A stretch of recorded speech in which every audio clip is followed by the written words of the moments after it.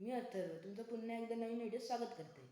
आज आमच्या वाडी तोंडवीचो खेळ इलेलो.